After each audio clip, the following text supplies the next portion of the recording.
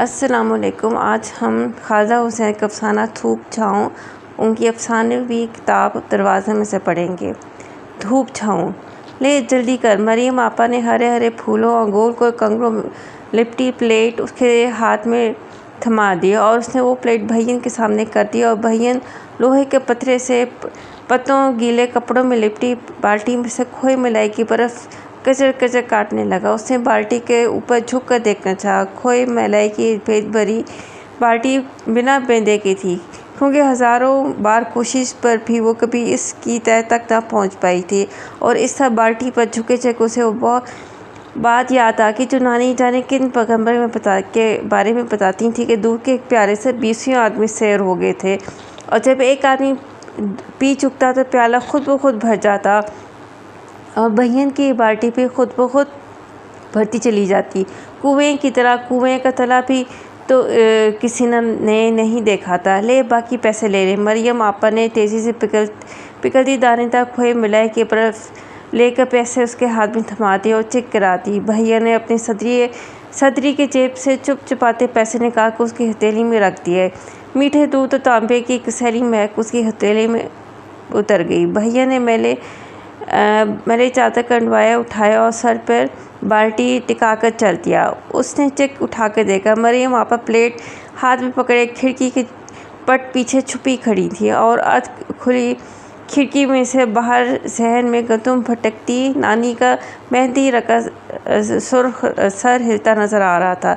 अरे किधर गई? जल गई। नानी एकदम गड़बड़ा कर चूल्हे की तरफ भागी और मरियम आपा होंठों पर उंगली रख के बिल्कुल दीवार के साथ चिपक गई। उनकी लंबी लंबी काली आंखों पर घनी पलकें धड़धड़ा रही थीं। चल जल्दी से बुला के ला सबको 1 मिनट में। और वो झुक कर उसके कान में बोली और वो पंजों के बल चलती बरामदा अबूर करने लगी। मगर बरामदा अबूर करते करते उसकी नज़र बाहर गली में भटक गई और वहाँ झुके घंधों अज़द चेहरे वाला मिस्टर कूपर अपनी स्याह बालों वाली लड़की उंगली थामे चला जाता था, और स्याह घने बालों और गोरी रंगत वाली लड़की अपनी छोटी सी नाक उठाए सीधी लंबी सीधी कहाँ जाने कहाँ देख रही थी और चुपचाप कल की गुड़िया की तरह छोटे छोटे कदम उठाती चली जाती थी। और उस लड़की को देखो वो फिर हैरान हुई, जैसे वो किसी और ही दुनिया से चली आती हो, और ये कुछ ऐसी अनहोनी बात नहीं थी। मिस्टर कूपर की कोठी उसकी दीवार के साथ मिली थी, मगर खट्टे की बेतहाशा घनी बाड़ और बरगद के बड़े बड़े पेड़ों और किसी किस्म के बनेरे में घिरी सुर्ख कोठी किसी शहर में सोती नज़र आती थी। उसने 20 ही मरतबा कोठों की छत पर चढ़ के उस तरफ झांका था, मगर घने दरख्तों में गहरे अंधेरे रास्तों और गिर से अटी सुर्ख दीवानों के सिवा कभी कोई चीज़ नज़र न आई। बस पियानो की धीमी टन टन सुनाई देती थी। और सबसे बड़ी बात तो ये कि उसने कभी मिस्टर कूपर को कोठी में दाखिल होते या निकलते ना देखा था। बस गली में इसी तरह छोटी लड़की का हाथ पकड़े गुजरते हुए देखा था। एक बार गर्मियों की लंबी छुट्टियों में उसने इरादा भी किया था कि वो ज़रूर इस भेद का पता लगाएगी और मिस्टर कूपर को इस गोरी छोटी लड़की के साथ इस घर में जाते देखेगी। चुनाचे एक रोज़ उसने सूरज चढ़ने तक गेट से अलग कर इंतज़ार भी किया, मगर हमेशा की तरह फिर यूँ हुआ कि किसी ने अंदर से बुलाया और उसे अंदर जाना पड़ा। और फिर जब वो बाहर आई तो मिस्टर कूपर अपनी गोरी खूबसूरत लड़की का हाथ थामे गली में चला जा रहा था। वैसे ये बात खासी तशवीश की थी। आखिर मिस्टर कूपर और गोरी छोटी लड़की इस अपनी तहलीज़ पार करते ही गायब किस तरह हो जाते हैं। मगर एक रोज़ सुनसान दोपहर में सुर्ख कोठी किस्म से कुछ शोर हुआ। वो हड़बड़ा के बाहर भागी, मगर उसके बाहर पहुँचते खामोशी छा गई और हर चीज़ साकित हो गई। अगले रोज़ खानसामन से मालूम हुआ कि मिस्टर कूपर के घर से कोड़ियों वाला सांप निकला और नानी अपने सर को छिटका देकर बोली, अजब दीवाना है जी, आदमी बराबर तो घास फूस उगा रखी है, कीड़ा नहीं पलेगा तो और क्या होगा। अब ये बड़ी मुसीबत थी कि जो वाक़या होना था उसके पीछे हो चुकता। अब वो लाख भाग दौड़ करती कुछ भी ना देख पाती। दरअसल उसके पीछे इतना कुछ हो चुका था कि अब उसके सामने कुछ होना मुमकिन ही ना था। आखिर वाक़ई कोई वो दूध भरा प्याला तो थे नहीं कि ख़त्म ही ना होते। अपने आगे पीछे चारों तरफ वो जहाँ भी देखती भेद ही भेद बिखरे नज़र आते। वो सब लोग जिनकी तरफ उसका दिल खिंचता किसी और ही दुनिया से आए लगते। अब ये गत्ते ऐसी पतली लकड़ी की दीवार के पीछे जो इंसान बचते थे, उसने सिर्फ दीवारों की झुर्रियों में से झांका था, और ये झांकना कोई आसान काम तो था नहीं। कभी कभार ही ऐसा सुनहरी मौका हाथ आता। कभी छुट्टी के रोज़ जब अम्मा बावर्ची खाने में मसरूफ़ होती और सब लोग शहर में या अपने अपने कमरों में गुम हो जाते, वो चुपके से गुस्लखाने के दरवाजे की झुर्री में झांकती, और बंद दरवाजे के इस पार कभी कोई गोरा हाथ 3/4 कुर्सी काले बूट में बंद पाँव उधर नज़र आ जाता, और इस झुर्री के छोटे पन पर उसका दिल धड़कने लगता, और आँख की बेचारगी पर वो बेहद उदास हो जाती। चीज़ें मौजूद हों और ना देखी जा सके, ये बात कभी उसके समझ में ना आती है। वो अपनी आंखें फैला के निढाल हो जाती। तब आखिर मायूस होकर झुर्री से कान लगा देती। लोग कोई अजीबोगरीब खेल रहे होते। बहुत सी पेंसिलों और ऐसी चीज़ों के नाम एकदम गिरने की आवाज़ आती है। 3, 1 काना, कोई कहता, और फिर कहता। अब इस खेल के भेद पर उसकी आंख मचलती। कान हटाकर वो आंख झुर्री से लगा देती, मगर सिवाय पथरीले फर्श और सफ़ेद दीवारों के कुछ भी ना होता।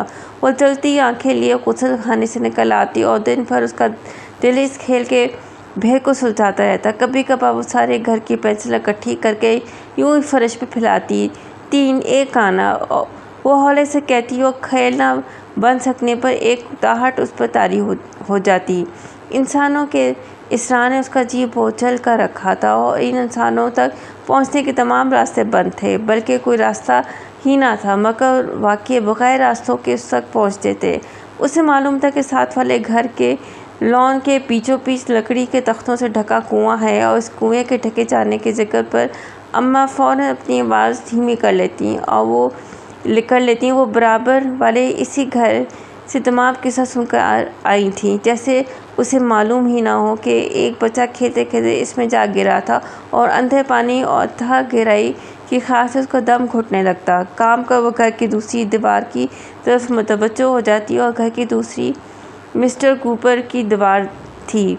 वो भेदों के बोझ तले दब जाती, मगर इस दीवार से पहले मरियम आपा के कमरे थे, और मरियम आपा का कोई भेद नहीं था। लिहाजा बड़े इत्मीनान से धोने वाले सुर्ख ईंटों वाले फर्श पर घूमती फिरती। पलकों पे बच्चे झलझल करते गुलाबी सैटन और हरी लहसुन वाले पलंग पोश, और काली मखमल पर रंगीन तागों से कड़ा, और शीशे में बड़ा कलमा शरीफ, और कार्नस पर स्याह लकड़ी के पेंदे वाले चमकते कप, और क्रोशिया के मेज़ पोश से ढका रेडियो। फिर झुर्रियों भरे चेहरे और सुर्ख बालों वाली नानी, जो दिन भर मरियम आपा को डांटती और जी भर के बेकार काम करती। और खाली दोपहरों में अम्मा के पास जाकर मरियम आपा की फजूल खर्ची के किस्से कहती हूँ, और बात करते करते आवाज़ धीमी कर लेती। फिर लफ्ज़ों से ज़्यादा छोटी तेज़ आंखों से अपना मतलब बयान करती हूँ। अम्मा फ़ौरन सब समझ जाती। इसे वो हैरान होकर मरियम आपा के पास चली जाती। बगैर लफ्ज़ों के बात की तक उसकी समझ में नहीं आती थी, मगर मरियम आपा का मुतमईन गोल मोटल काली आंखों से सजा चेहरा देखकर वो बेफिक्र हो जाती, क्योंकि जानते हुए भी कि नानी अम्मा के साथ सो जोड़कर बैठी हैं। वो अलमारी में से मेवा बादाम और रोटियां भर के निकालती, और बाजी और छोटे भैया मज़े से खाते जाते, और हरे पट्टों वाली इस अलमारी में खोपरे को गोल गोल प्यालों और छुआरों से गंधार एक कील से छूता रहता। अरे नानी आ गई। छोटे भैया तेज़ी से अपनी जेबों में प्लेटों उल्टेने लगते। रेले में वो भी एक आध चीज़ उठा लेती, वरना इस वक्त वो नानी पर हैरान होने में मसरूफ़ होती। नानी जाने किस रिश्ते से अब्बा की नानी थी, और रोफ़ी भाई जाने उनके कैसे बैठे थे, और मरियम आपा जाने कौन थी जो नानी की बहू बन गई थी। और सबसे रानी के पास ये थी कि उनके घर में कौन आ रहे थे। खैर, यह मसला तो कुछ हल नज़र आता था, क्योंकि यहाँ आने से पहले रूफ़ी भैया अक्सर पहरों अम्मा के पास बैठे रहते और मकान की किल्लत के बारे में बहुत कुछ कहते थे। फिर कुछ अपने तबादले का तज़किरा करते थे। यहाँ आने से पहले तो पहरों यहाँ मौजूद होते, मगर यहाँ आ चुकने के बाद कभी कभार ही नजर आते। सुबह सुबह जब स्कूल के बस का हॉर्न होता और वो अंधाधुंध बाहर भागती, उस वक्त ड्योढ़ी से ही साइकिल निकालते नज़र आते। वो तमाम रास्ते इस बात पर हैरान होती रहती कि रफ़ी भाई को कभी घर में आते नहीं देखा। फिर ये घर से निकल के किस तरह आते हैं, ये आने जाने का चक्कर भी खूब था। कुछ लोग तो ना आते थे ना जाते थे, फिर भी नज़र आते थे, और कुछ लोग आते नहीं थे मगर जाते ज़रूर थे। दरअसल ये रफ़ी भाई बहुत बड़ा चक्कर थे। सब पास से गुजर जाते तो घंटों और ठंडी ठंडी खुशबू से यूँ लगता जैसे वो गत्ते ऐसी पतली लकड़ी की दीवार से साथ लगी खड़ी है, और जहाँ पर दीवार ख़त्म होती है और खट्टे की घनी बाढ़ शुरू होती है, वहाँ से दूसरी तरफ लकड़ी की दीवार के साथ चिमटी सफ़ेद सफ़ेद फूलों वाली बेर की कोंपली झांकती है। और इस ठंडी ठंडी खुशबू में भी दीवार के पार क्या है किसी को मालूम नहीं। भेद भरा कुआं, खर खर ज़मीन पर गिरती पेंसिलें, तीन एक काना, उसका दिल धड़ धड़ करने लगता। वो करीब से गुजरते रऊफ़ी भाई को गौर से देखती। गर्दन में झालर की तरह झुक आने वाले काले घने बाल, जिनके नीचे उनकी गर्दन इतनी गोरी नज़र आती, और फहरे नाक के तले सुनमे ऐसे इससे बालों की बारीक सतरें सी खिंची होती, जिन पर वो अब्बा से बात करते बेतरह उंगली फेरते। अरे डायन! वो कभी पीछे से उसके गर्दन तो पहुँच लेता और इस ठंडी खुशबू से उसका जी बैठने लगता। वो गर्दन छुड़ाकर मरीम आपा के पास भागती, जिनका कोई भेद नहीं था, और वहाँ पर सभी रफ़ी भाई का ड्रेसिंग टेबल उससे टकराता, और उस पर गोल चपटी लंबी शीशों में रंग बिरंगी लोशन और क्रीमें, और ड्रेसिंग टेबल के कोने में रफ़ी भाई की तस्वीर चांदी ऐसे फ्रेमें सजी होती है। और मरीम आपा बड़े एहतियात से पोले पोले चीज़ें पूछती, और नानी बाहर फूंकनी से आग सुखलाते बावले हो जाती। अरे छोड़ दे, अब छोड़ दे ये झंझट। वो खिड़की की तरफ हाथ हिला कर पुकारती, मगर मरीम आपा जानती ऐसे फ्रेम और शीशे को पोले पोले पोंछते हुए बड़े इत्मीनान से हंसती थी, और उनकी लंबी आंखों में पानी सा आ जाता। और जब इस तरह चुपकी चुपकी हंसी के साथ मरीम आपा की काली आंखों में पानी आ जाए तो वो भी भेद की हदों में कदम रखने लगती हैं। और फिर इस पर वो सख्त बोर और कुछ खौफज़दा होकर अक्सर मुखालिफ पार्टी के साथ जा मिलती। नानी पहले तो उसे मुशकूक नज़रों से देखती, मगर वो कुछ देर खामोश बैठकर अपने खलूस का यकीन दिलाती भी। नानी बड़े इत्मीनान से सुर्ख सर भूरा सा रुमाल बांध देती, जो कि उसके सबब मुश्किल पूरा आता, और आखिर में वहाँ मिलने वाले कोने अपने छोटे रह जाने के उसे यकीन होता कि उसकी गिरा नहीं बंधेगी। मगर नानी झुर्रियों भरे मोटी मोटी उंगलियों से दोनों कोनों को खींचती, आपस में मिलाती और गिरा लगाती, जो ना लगती। उसका सांस ऊपर को पर नीचे का नीचे रह जाता, मगर फिर एक मुन्नी सी गिरा नानी के माथे पर नज़र आती, और फिर उसे तमाम वक्त यही खदशा रहता कि गिरा अब खुली। इसलिए वो नानी से कोई बात भी ढंग से न कर पाती। रुमाल बांधकर नानी हुक्के की नए मुंह में लेती और थाल में पड़ी गंदम चुनने लगती।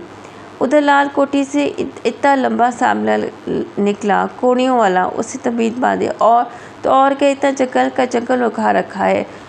फिर तो बहुत से होंगे फलों वाले भी, तो और क्या कहते हैं, 100 बरस से ऊपर का जो जौन चाहे ले लेता है। नानी ने मुंह के कोने से नीला पतला धुआं छोड़ा। आदमी की भी, उसका दिल रुका, तो और क्या, आदमी की भी, पर ऐसा आदमी पलक नहीं झपकता, उसी से जान पहचाना जाता है, और सपेरे तो दूर से पहचान जाते हैं। ऐसे आदमी भी नहीं सुन सकते, बिल्कुल वही तिलमिलाने लगते हैं। माथे पर रुमाल की गिरा हौले हौले खुलने लगी, और वो गंदम छोड़कर फिर दोनों कोनों को आपस में मिलाने में मसरूफ़ हो गई।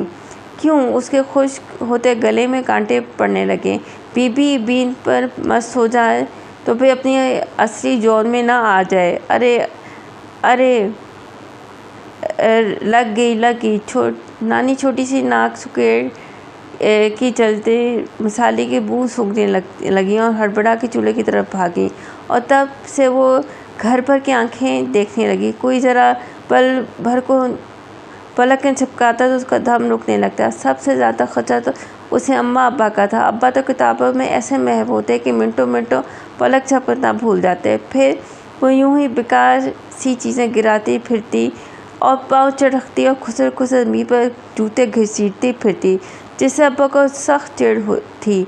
आखिर वो जोर का हंकार उभारते और पलकें छपक जाती। उसकी आवाज़ की गरज पर उछल जाती, मगर सादी झपकती पलकें देखकर वो नचत हो जाती। घर पर का मुशाहरा कर चुकने के बाद उसने स्कूल में सबकी आंखों को जायज़ा लिया और एक दोपहर जबकि वो सूद के फार्मूले असल ज़र जब 100 पर हैरान हो रही थी, एक बिजली से उसकी आंखों में गूंज गई। Mister Cooper. हाँ, मिस्टर कूपर को उसने कभी आंख झपकाते ना देखा था, और ना ही उसकी गोरी रंगत और काले बालों वाली गुड़िया सी लड़की को। और भला उसने वो जंगल का जगह क्यों रुका रखा था? वो कभी अपनी कोठी में चलता फिरता नजर ना आता था, और कोई गोरी लड़की बिल्कुल सीधी क्यों देखती थी? अब उसका जी चाहा कुछ सपेरा आकर लाल कोठी के बाहर खड़ा बीन बजाए, बल्कि मुश्किल तो ये थी कि इधर कुछ सपेरा भूल कर भी ना आता था। अब वो सपेरे का इंतज़ार भी अनगिनत इंतज़ारों में शामिल कर लेती तो बड़ी मुश्किलात पड़ती, क्योंकि इन्हीं दोनों नानी एक सुबह सपेरे की गई, शाम पड़े घर लौटी और आते ही माँ से बोली, लो जी, मैं तो तनपो ले आई। उसने नानी के बगल में तुपकी बक्ची को देखा। तंबो। अब नानी ने गंदों फटकने का धंधा छोड़कर चमकते रेशम की पसंदी फिरोजी और सफ़ेद कलियों को एक टांका उधेड़ने का धंधा पकड़ा, और कभी कभी तो तेज़ ब्लेड से चमकते रेशम का बखिया इतने मज़े से उधड़ता कि उसके गले में गुदगुदी होने लगती। और नानी एक बार तंबू घर में ले आई तो अम्मा, बाजी, मरीम आपा सभी को तंबू का सौदा हो गया। और अब्बा, जो ईद की चीज़ों में बहुत कम दिलचस्पी लेते थे, उन्होंने भी चमकीली रेशम उसे निकलने वाली रेशमी डोरियों को गौर से देखा। फिर अपनी भारी नीचे उतरती आवाज़ में पैराशूट का किस्सा सुनाने लगे, और उसके सामने गोल गोल रंग बिरंगी छतरियाँ घूमने लगीं। मगर जो ही इसके साथ लटके आदमियों का ख्याल उसे आया, उसका सर सनसना गया। यूँ लगा जैसे वो ख्वाब में किसी ऊंचाई से गिर रही है और गिरती जाती है, और ऊंचाई है कि कभी ख़त्म नहीं होती। ज़मीन कहीं नहीं, चीज़ें बढ़ती फैलती लंबी होती जाती। कभी आज तक कोई बात ख़त्म ना हो पाई थी, और चीज़ें मौजूद थी और नज़र न आती थीं, और आँख की बेचारगी पर उसका जी सख्त दुखा। फिर चंद रोज़ ही में लंबी तो कोनी टुकड़े शलवारों और सूटों में ढल गए। और जिस रोज़ बेबी ने अपनी सालगिरह की दावत की, उस रोज़ छोटे भैया के साथ वही फेरूसी सूट पहन के गई, और उस शाम उसने पहली बार दुपट्टा ओढ़ा जिसके किनारों पर पैराशूट की रेशमी डोरी का खासिया था। इस वक्त इत्तेफाक से रऊफ़ी भाई गेट में मिल गए। अरे तन कपड़ी, डाइन इतनी बड़ी होगी। उन्होंने उसके सर पर धूल जमाने की कोशिश की, मगर वो गौता खा के तरफ निकल गई। और रास्ते पर फिर वो इस बात पर गुस्सा खाती रही कि रऊफ़ी भाई ने यूँ बात क्यों की है, जैसे महीनों और बरसों के बाद मिलने वाले क्या करते हैं। फिर जो ही जर्जर चार दीवारी और स्लेटी गेटों वाले बेबी का घर सामने नज़र आने लगा, उस पर बेबी के उस घर का हौल तारी होने लगा, और जल्दी अंग्रेज़ी के फ़िक्रे सहन में थुराने लगी। गेट पर साइकिल के कैरियर से उतरते ही वो बगैर सोचे समझे गेट से अंदर आ गई, और बाद को उसे ख्याल आया कि छोटे भैया से अंग्रेज़ी के ज़रूरी फ़िक्रा सीखना था, मगर अब वक्त गुजर चुका था। लॉन में इतने बेशुमार लोग रंग बिरंगे सी कुर्सियों पर बैठे थे। बीचों बीच शीशे के गोल मेज़ पर गुलदान सजा था। जरा एक तरफ हटकर मेज़ पर रंगीन कागज़ों, रिबनों और गोटे में बंधे पैकेटों का ढेर लगा था, और बेबी रोज़ से ज़्यादा गोरी नज़र आ रही थी। बहुत बड़े घेरा वाला सुर्ख और सब्ज़ धारियों वाला फ़्रॉक पहने मेहमानों में इधर से उधर घूम रही थी। वो जोए के करीब वाली कुर्सी में बैठ गई और एक करके अंग्रेज़ी की फ़िक्रें अदा करने लगी, और साथ ही साथ हौले हौले उसका दिल बोझल होता गया। चाय के बाद बेबी ने सबको एक एक खेल समझाया जिसे वो आखिर तक समझ ना पाई, मगर जाने कैसे उसने खुद ब खुद अपने आप को इस ग्रोह में शामिल पाया। और जब कोई पुकारता है कैप्टन स्मगलर 1 2 3 तो सब के सब बाउलों की तरह इधर उधर भागने लगते। चुनाचे वो रात तक बगैर कुछ समझे इधर से उधर भागते भागते निढाल होगी।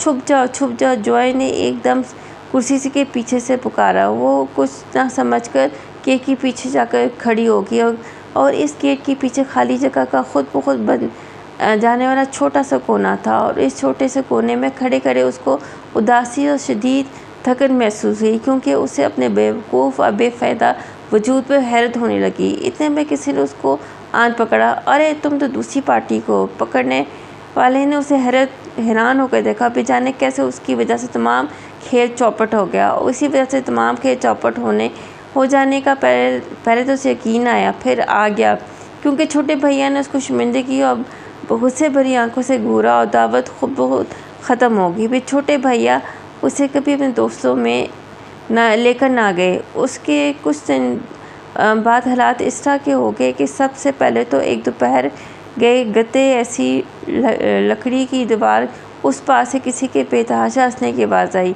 अब इस दीवार में कोई दरार तक ना थी। उसने बेबसी के साथ अपना माथा दीवार के साथ टिका दिया। जो इस इंसान इतना बेतहाशा हंसा था वो इसी लकड़ी की पतली सी दीवार के बाहर मौजूद था।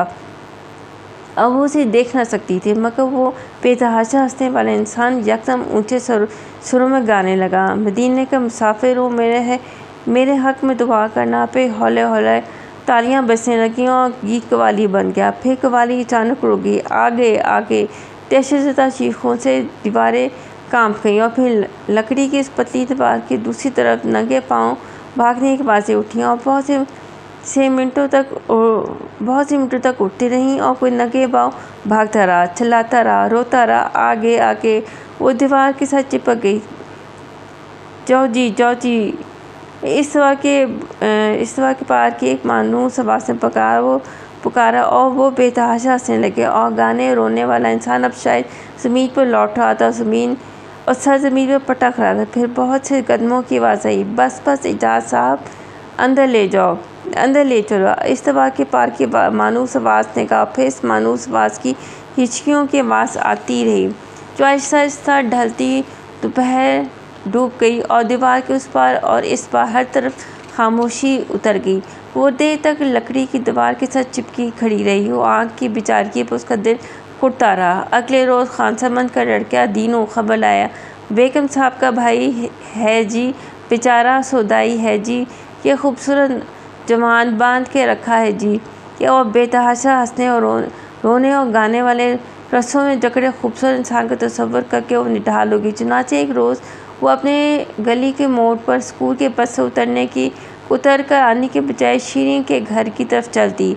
और शीरीं का घर बस 5-7 कोठियाँ छोड़ के था। अलमास और गुलरेज की बड़ी सी कोठी के साथ मिला छोटा सा घर, जिसको अलमास और गुलरेज अपने घर की नक्सी कहती थी। शीरीं की अम्मी स्कूल पढ़ाती थी और सूरज ढलने घर आती थी। शीरीं के कमरे में 2 पलकों के दरमियान एक मेज़ पर ग्रामोफोन रखा रहता था और उस ग्रामोफोन की कशिश उन सबको खींच ले जाती थी। शीरीं और उसका भाई नसीम इस सबको रिकॉर्ड सुनाते थे और उसके बाद लकड़ी के पूरे संदूकचे से चिकनी जल और मुड़े कोनों वाले एल्बम निकालते। और शीरीं कभी कभी अपने पापा की तस्वीर देख कर रोने लगती और वो अलमास और गुलरेज सब चुपचाप बैठे बेचारगी से देखते रहते और इन सब के दिल बोझल होते चले जाते। फिर वो सब बड़े लॉन में आ जाते और देर तक रोड़ा छुपान और ऊंच नीच और धूप छाँव खेलते रहते। यहाँ तक कि गुलरेज और अलमास को उसकी अम्मी बुला लेती और छोटे भैया उसे लेने आ जाते और फिर मिस्टर कूबे की कोठी में झाँकने की कोशिश करती और कुछ ना देख सकने में झुलाती। फिर अपने कदम गिनती घर पहुँच जाती। आज वो शीरीं के साथ अकेली थी, क्योंकि उसे शीरीं को लकड़ी की इस दीवार पार वाले सौदाई की कहानी सुनाना थी, जो बेहद खूबसूरत और बेतहाशा हंसता रोता और गाता था। शीरीं लापरवाही से इधर उधर उसकी बात सुनती रही और फिर उसने उठकर ग्रामोफोन खोला और उसकी चाबी घुमाने लगी। ये बड़ा अच्छा रिकॉर्ड है, इस पर डांस दिखाऊं? शीरीं अकेले दो केले अपने फ़न के मुजाहरे से भी कभी ना चूकती। वो ग्रामोफोन पर रिकॉर्ड और उसका रिकॉर्ड के बीचों बीच बैठा कुत्ता घूमने लगे। बीच भंवर में आन फंसा है दिल का सफीना। शीरीन लपक कर नाचने लगी और उसके स्याह चिकने चेहरे में उसके सफ़ेद रंग रह रह के चमकते। और जब घर जाकर उसने बाजी को बताया कि शीरीन ने इस रिकॉर्ड में बड़ा अच्छा डांस किया, तो उसे देर तक डांटा की और ना तो गीत का फ़र्क बताती नहीं। और मदीने के लफ्ज़ पर उसे दीवार पार का गीत याद आ गया, मदीने के मुसाफिर मेरे हक़ में दुआ करना। उसे यूँ लगा जैसे इंसान उसी से मुखातब था। दुआ करना, वो देर तक भरे भरे दिल के साथ सोचती रही और फिर खूबसूरत खुदाई के तस्वर उसका जी निढाल हो गया। अगले दिन लकड़ी की दीवार के पास गैर मामूली खामोशी थी। उसने दीवार के साथ कान लगा कर सुना। चलने फिरने की बड़ी मोहतात आवाज़ें उठ रही थीं। फिर दूर कहीं गहराई से कुछ चीख उठी, जैसे कोई कुएं में से बोल रहा हो और इस दीवार के पार खींचने लगा। उस सामने गली में से काले रंग की चारों तरफ से बंद बस गुजर गई और पेट्रोल की हल्की हल्की बू फैलने लगी। ले जा रहे हैं जी, खानसामंद के लड़के दिनों ने गली में किसी पूछा। वो गड़बड़ाकर गली की तरफ भागी। बहुत से लोग की तरफ दीवार के साथ लगे खड़े थे और कुछ देर में वो चारों तरफ से बंद काली बस तेज़ी से करीब से गुजर गई। ले गई जी, दिनों ने इत्मीनान से कहा और घर की तरफ मुड़ गया। किसको? उसने धड़ बोलते दिल के साथ पूछा। सुदाई को बीबी बड़ा ख़तरनाक था जी, मुंह बांध कर रखा था जी। वो गली से सड़क पर निकलती गाड़ी उस गाड़ी के पीछे उठती गर्द को देखती रही। फिर हौले हौले वो गर्द बैठ गई। लोग अपनी ही राहों को चलती है। इस बंद काली बस के जाने के बाद मालूम नहीं क्यों आहिस्ता आहिस्ता बातों ने ख़त्म होना मुकम्मल होना शुरू किया। फिर इस तरह के ख़त्म और शुरू होने के बाद भी वो देर तक फैलती रहीं। मिस्टर कूबा अब गली में अकेला घूमता नज़र आने लगा। शायद वो गोरी रंगत काले बालों वाली गुड़िया सी लड़की स्कूल जाने लगी। तो कभी कभी छुट्टी के रोज़ वो दोनों एक साथ नज़र आते और गुड़िया सी लड़की नीला फ़्रॉक पहनती थी। आप उसे मालूम नहीं हो रहा था कि नीला फ़्रॉक किस स्कूल का यूनिफॉर्म है। उसने मरीम आपा और नानी और लगे हाथों रऊफ़ भाई को भी इतला दी कि वो गुड़िया से लड़की अब स्कूल जाने लगी है। और रात के उसे ख्याल आया कि सबसे ज़रूरी बात तो रह ही गई। उसने फैसला कि सुबह मुँह धोए वो रऊफ़ी भाई से पूछे कि नीला फ़्रॉक किस स्कूल का यूनिफॉर्म है। इसलिए वो सुबह मरीम आपा के कमरे में कपड़े फैलाए बैठी थी और खाली बक्से सामने खुले पड़े थे। मरीम आपा ने उसे देखकर होंठों पर उंगली रखी और बराबर के कमरे की तरफ इशारा किया। यहाँ रऊफ़ी भाई सो रहे थे, मुंह खोले खाली बक्सों और तमाम कमरे में बिखरे कपड़ों को देखती रही। उन्हें मरीम आपा अब तेज़ी से बक्सों में बंद कर रही थीं। रऊफ़ी भाई का तबादला हो गया था और अगले रोज़ वो स्कूल से ही मरीम आपा के कमरे में खाली पड़े थे और यूँ लगता था मिस्टर कूपर की दीवार रातों रात घर के अंदर खिसक आई है। उसे ख्याल आया कि उसे रऊफ़ी भाई से पूछना था कि नीला फ़्रॉक किस स्कूल का यूनिफॉर्म है। और खाली कमरों में घूमते उसे चारों तरफ से ठंडी खुशबू आने लगी। वो तेज़ी से बाहर चैन में आ गई, जहाँ एक कोने में चिल्मों की राख का एक छोटा सा ढेर लगा था। और कोठी की गर्द से अटी दीवार में बड़े बड़े बरगद फैले थे और बयानों की आवाज़ डूबती थी और फिर उभरती थी, टन टन।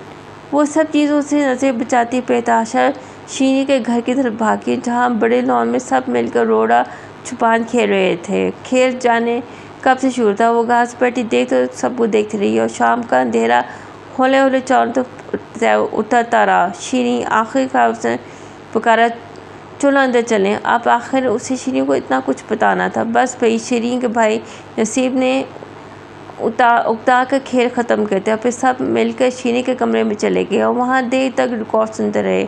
और वो ये भूल जाने की कोशिश करती रही कि बाहर रात फैल रही है और बार बार वो सब बातें उसकी ज़ुबान पर आती और जब से थकन के मारे वो कुछ भी ना कह सकती। अरे चल, आज ज़रा तेरी ठुकाई होगी। छोटे भैया आन पहुँचे। फिर नसीम के साथ बातें करने लगे और वक्त गुजर गया और रात बढ़ती गई। वो सब गेट तक आ गए। जल्दी बैठ, जल्दी कर। उसे छोटे भैया ने नसीम के साथ बात करते करते उसकी तरफ घूम के कहा और बातों में मसरूफ़ हो। साइकिल की कैरी पर बैठ गई और गद्दी के नीचे लगे स्प्रिंग टटोलने लगी। टन टन। गजर ने जाने कौन सा घंटा बजाया था। वो आज भी चांद के गिनती भूल गई और याद करने लगी। फिर उसने स्प्रिंगों से हाथ हटा लिया और गद्दी की मुलायम सतह पे फेरने लगी और याद करने लगी कि गजर ने कौन सा घंटा बजाया था। अचानक कोई दूसरा हाथ उसके हाथ पे रुका रहा। अरे ये तुम्हारा हाथ है अजरा। अंधेरे में करीब खड़े नसीम ने छोटे भैया से बात करते करते रुक कर कहा और फिर पल भर को पूछे खामोशियों के दरमियान उतर आई। कितना ठंडा है, नसीम ने गहरी आवाज़ में कहा। एक भेद उसे छू कर गुजर गया। भयन की गहरी बाल्टी, चारों तरफ से बंद काली गाड़ी और ऊंचे नीचे पेड़ों और आदमी बराबर सब्ज़े में छुपी गसरती दीवारों वाली कोठी, खाली होने पर खुद ब खुद भर जाने वाला प्यारा ठंडी ठंडी खुशबू फैल रही थी। मदीना के मुसाफिरों, मेरे हक में दुआ करना। धूप भरी थकन के मारे उसने आंखें बंद कर ली।